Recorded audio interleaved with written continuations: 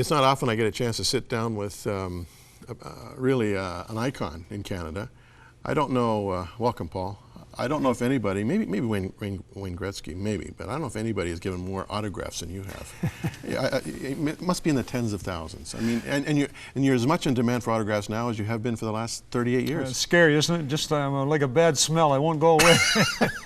I think something that should be said right at the top is that you not only scored the big goal in '72, but you also scored the winning goals in the previous 2 games. So you had 3 game winners in that series. As I was reading your book, and by the way, this is a terrific book, Shooting for Glory. This is a terrific history of that event, and also a great insight into your life. There was a certain mystery surrounding the Russians at that time. Nobody knew who Karlamov was, or Yakovlev, or Tretiak, and the assumption was that you were going to go into that series and just wipe these guys out. Well, we really figured with the firepower that we had that we would overwhelm them. I mean, obviously, when you look at, you start a line with Esposito and Cornway and Mahovlich, I figured, man, we're just going to blow them away. But obviously, they were prepared for us. They had prepared for 3 years, put this team together, and they were, their physical conditioning was unnerving. Like they changed the way, you know, we prepared for the game. Because they were so much better physically conditioned initially, and very skilled also.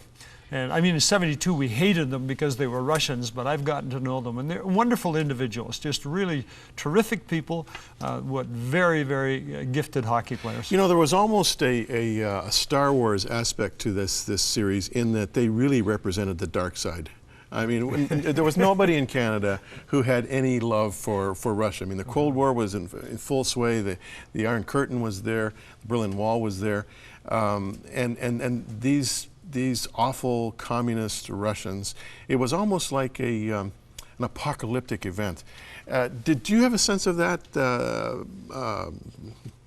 dark side element? Oh yeah, for sure, for sure. They were taking over the world. They were the bad guys. They were the bad guys. And I mean, they controlled everything. I mean, you couldn't get out of the country. We knew that. Very subversive.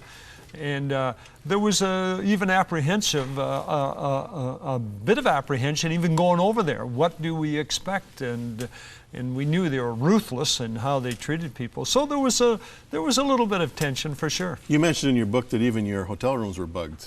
Well, we felt they were, and when you got a room key and you had to hand it in every time you left, and they had these people patrolling the hallways, and so that's the way we operated. So we knew they were being watched, and we felt the rooms probably were being bugged, but you know. It had to be tough for you and the rest of the team to see the response and to feel the response of the Canadians to the first few games.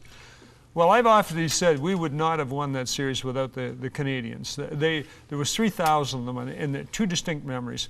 After we lost the first game in Moscow, we had to listen to the national anthem. They had a wonderful national anthem, but it was too long when you lose. Right. And we were skating off the ice. These 3,000 Canadians stood up and gave us a standing ovation. And 2 hours later, we get back to the hotel, and it was a miserable night in Moscow, and there was at least 1,000 Canadians lined up outside our hotel room, and we got off the bus. They gave us another standing ovation, which was, now the fact that most of them were hammered probably has got nothing to do with it, but they were there, and you know, everybody needs encouragement every once in a while. And those Canadians sang the national anthem, I would suggest, as well as it's ever been sung before those last 3 games. And so I give a lot of credit to those crazy Canadians that came over there. But especially in contrast to the reaction of the Canadians for the first few games in Canada, when you were falling flat, as it were.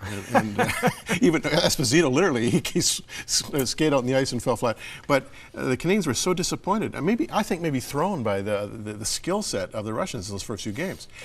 And it was kind of discouraging, wasn't it? Well, it was very discouraging. You know, our families didn't want to talk to us, so we were in embarrassment. I mean, but they caught us by surprise, and we really knew. But I think we knew we're going to get in better shape as we grew along. And I was really looking forward to playing on the larger ice surface. I mean, speed and shooting were my 2 assets.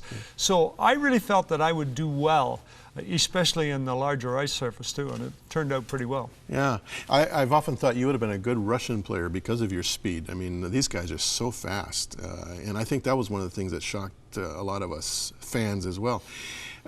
In terms of the team dynamics, you mentioned some of these great players. Most of you were playing for different teams in the NHL. What was it like when you first got into the dressing room, and did it take some time to gel as a team? Oh, there's no question about it. I mean, you didn't like the guys. A lot of them you had to bump heads against every night. And it was a recipe for disaster also. You got 35 of the best hockey players in Canada, and only 18 of them can play. So you got 17 guys that are ticked off every game and want to play. And so it was a very, very difficult situation. How do you keep that many people happy? You can't. And so there was a lot of tension that I don't think they thought about initially. Now, you had a few players on the team with whom you had a warm personal relationship, like Ronnie Ellis, for instance. Did you find yourself, without intending to, forming little cliques, you know, with those with whom you were most familiar? Well, obviously, Ronnie and I roomed together because we were teammates. But we came together as, you know, there was much respect. And after we found out how great they were, I mean, we knew we had to come together as a team. And I think that happened when we went over to Sweden. We went over to Sweden and we played a couple of games there. And we were basically getting down to these are the guys that are going to play. There was 2 or 3 guys by that time were in and out of the lineup. But the last 3 games, we basically had the same lineup. And so that took a lot of the tension away. Do you know why they decided to have 8 games? We were going to win. I mean, we were going to win. I think, well, and it makes sense. You got 4 games in Canada and 4 games in Moscow, and so I don't think anybody ever thought there would be a tie. But the Russians really felt they could beat us. I mean, they were prepared that well, and I think that we took them for granted. We underestimated them to start with, and then I think when they won the first game in Moscow, I think they sat back and just, well, now we've got them. But I think for the first time we outplayed them, even though we lost it. I think there was mainly some bad refereeing in that first game over in Moscow. We really felt that we had outplayed them for the first time, maybe. And actually, I scored 2 goals in that first game, and even had a concussion. I was not supposed to play. I went into the boards backwards, and the doctors told me I couldn't play. And Harry and I had a talk, and we played. So, Harry Sinden. Yes. I want to talk about concussions in a minute. It's a really current discussion right now in the NHL. Tell me about Yakovlev. I was 24 years of age. I'm watching this series, and I'm seeing this guy, Yakovlev, who absolutely amazed me. It seemed that he had the size of Yakovlev, the speed of a Henderson, and he almost had glue on his stick. Were you astonished at this guy? Well, a lot of them. They were like Kharlamov himself, but I mean Mikhailov. I mean, you go through the names, they're defensemen. They were all very accomplished hockey players. I think every one of them could have played in the NHL. I really do. Yeah. They were but you know, Kharlamov and Yakovlev stood out. No question about their skill level, and he was a big man and handled them. I mean, his soft hands. I mean, well, look at how many goals he scored. I know, he was absolutely astonishing. And what did you think of Treček? Well,